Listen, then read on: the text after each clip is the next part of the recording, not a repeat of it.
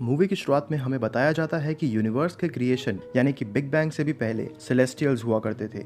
आर्शियम, जिसे कि सबसे पहला सेलेस्टियल कहा जाता है, उसी ने सबसे पहले सन को क्रिएट करके पूरे यूनिवर्स को रोशनी प्रोवाइड करी थी और यहीं से लाइफ की शुरुआत हुई और सब कुछ बैलेंस में चल रहा था। लेकिन फिर डीप स्पेस से कुछ ऐसे क्रीचर्स आए जिन्होंने इंटेलिजेंट लाइफ यानी कि ह्यूमंस को मारना शुरू किया। इन क्रीचर्स को कहा जाता था द डेविएंट्स। डेविएंट्स से यूनिवर्स को बचाने के लिए प्लैनेट ओलंपिया से फिर इटर्नल्स को भेजा गया। दरअसल सेलेस्टियल्स ने ही इटर्नल्स को बनाया था ताकि वो डेविएंट्स को मार सकें और ह्यूमंस की रक्षा कर सकें। अब इटर्नल्स की बात की जाए तो हमें इस मूवी में टोटल 10 इटर्नल्स दिखाए गए हैं। इकरिस, सर्सी, किंगो, स्प्राइट, फेस्टोस, मकरी, ड्रूइग, गिलगमेश, थीना और आखिर में इन सबकी लीडर एजैक।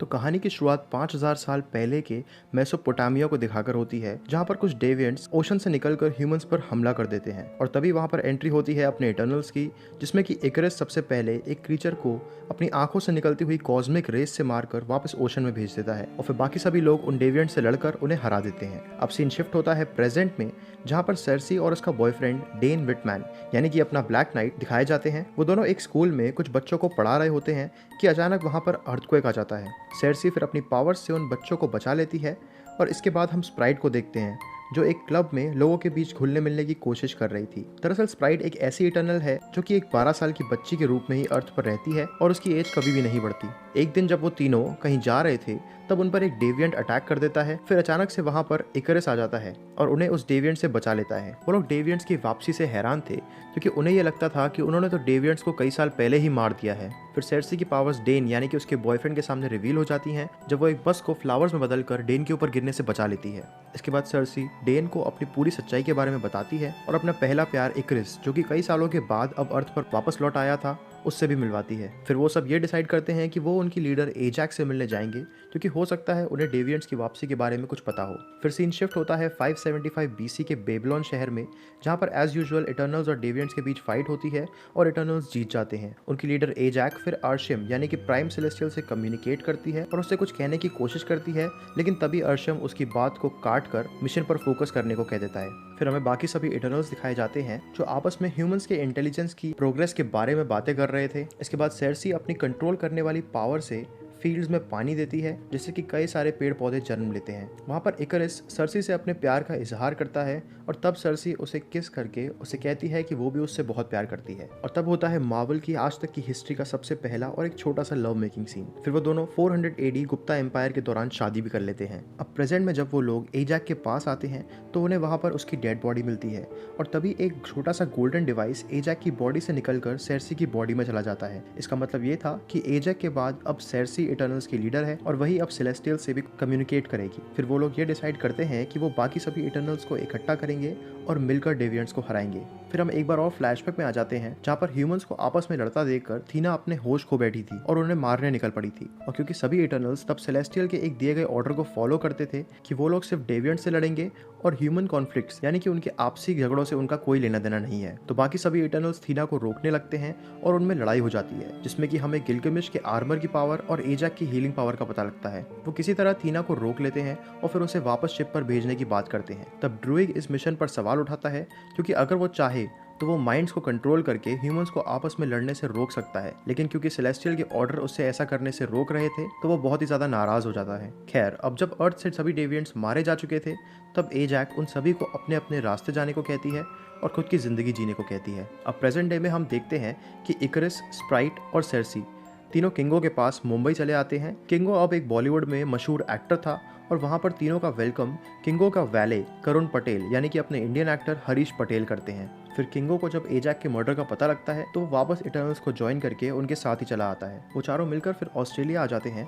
जहाँ पर गिलगमेश और थीना रहते थे। क्योंकि थीना अपने होश दोबारा खो बैठी थी तो स्प्राइट उसकी सराउंडिंग्स को चेंज कर देती है और फिर तीनों को इटर्नल्स का पूरा पास्ट याद आ जाता है। इसके बाद आर्शियम सेर्सी से कम्युनिकेट करते हैं और उसे अपने मिशन के बारे में सब बताते हैं, जिसे कहा जाता है द इमरजेंस। दरअसल सेलेस्टियल्स हर नए प्लैनेट के अंदर अपने सीड्स को डाल देते थे, जिससे कि और भी ज़्यादा सेलेस्टियल्स जन्म ले पाएं और फिर वो यूनिवर्स को और ज़्यादा एक्सपैंड कर पाएं। और एक्सटर्नल्स बस कुछ एडवांस रोबोट्स हैं जो ये मिशन पूरा करने में उनकी हेल्प करते हैं। अब क्योंकि एक नए सेलेस्टियल का जन्म लेने का वक्त आ चुका था जो कि अर्थ के कोर को चीरता हुआ उठेगा और सभी लोग मारे जाएंगे। ऐसा होते ही इटर्नल्स दोबारा से रिबूट होकर एक नए मिशन के लिए किसी और प्लैनेट पर चले जाएंगे and this cycle continues for ever. ये पूरी बात जानने के बाद इटर्नल्स ये डिसाइड करते हैं कि वो पहले टीम के हर एक मेंबर को इकट्ठा करेंगे और फिर इस इमरजेंस का क्या करना है ये तय करेंगे। फिर वो लोग ड्रूइग को ढूंढते हुए अमेज़न के जंगलों में आ जाते हैं, जहाँ पर वो लोगों के माइंड्स को कंट्रोल करके उनके साथ एक विलेज में रहता था। वो इटर्नल्स को दोबारा ज्वाइन करने से मना कर देता है क्योंकि वो अब लड़ाई करना नहीं चाहता था और उसे अपनी एग्जिस्टेंस का सच जानकर एक बहुत बड़ा झटका लगा था। उसी रात को जब सेर्सी और इकरिस एक दूसरे से बात कर रहे थे,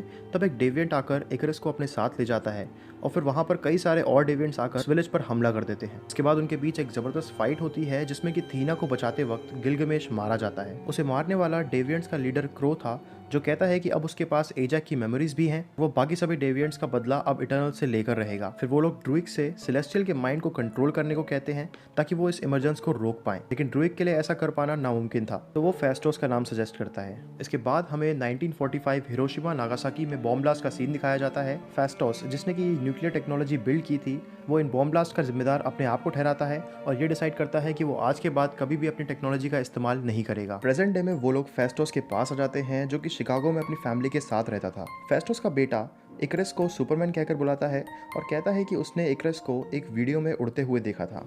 फेस्टोस पहले तो उन्हें ज्वाइन करने के लिए मना कर देता है, लेकिन बाद में अपने बेटे की खातिर वो इस मिशन पर आने के लिए तैयार हो जाता है। फिर वो लोग इराक में आ जाते हैं, जहाँ पर उनकी मुलाकात मकरी से होती है, जो कि कई सदियों से इटर्नल्स के शिप पर ही रह रही थी। इसके बाद फेस्टोस एक ऐसा ब्रेसलेट क्रिएट करता है जिसमें कि वो सभी इटर्नल्स की पावर को यूनिफाई करके, यानी कि इकट्ठा करके उसे यूज करेगा। उसे वो कहता है यूनी माइंड। खैर, वो लोग अभी भी इसी डाउट में थे कि उन्हें सेलेस्टियल्स के अगेंस्ट जाकर इमरजेंस को रोकना चाहिए या नहीं। इसी बीच इकरिस को ये याद आता है कि 6 दिन पहले वो साउथ डकोटा में एजैक से मिला था और उसने एजैक से ये कहा था कि सिर्फ उसी के कहने पर वो सेर्सी से अलग हुआ था।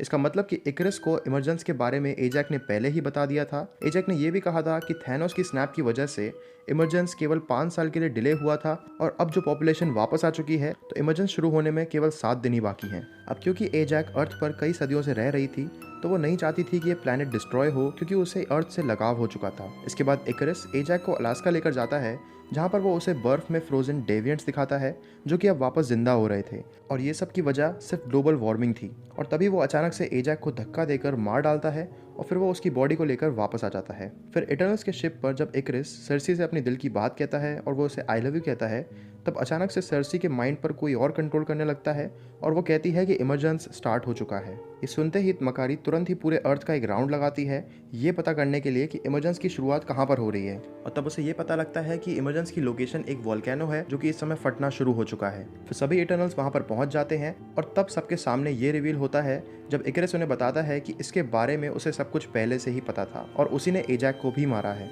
इकरिस सब पर फिर अटैक करता है और कहता है कि अगर किसी ने भी इमरजेंस को रोकने की कोशिश की तो वो उन्हें जान से मार देगा, और अब वो आर्शियम यानी कि सेलेस्टियल्स के लिए काम करता है। उसका ये मानना था कि अगर एक प्लैनेट के खत्म होने से कई और प्लैनेट्स का जन्म होता है तो ये बात जायज़ है। इकरिस की बातों से इन्फ्लुएंस होकर स्प्राइट और किंगो दोनों उसे ज्वाइन कर लेते हैं और अब इटर्नल्स 2 ग्रुप में बढ़ जाते हैं। सेर्सी, थीना, ड्रूइग, मकरी और फेस्टोस एक तरफ और इकरिस, स्प्राइट और किंगो दूसरी तरफ।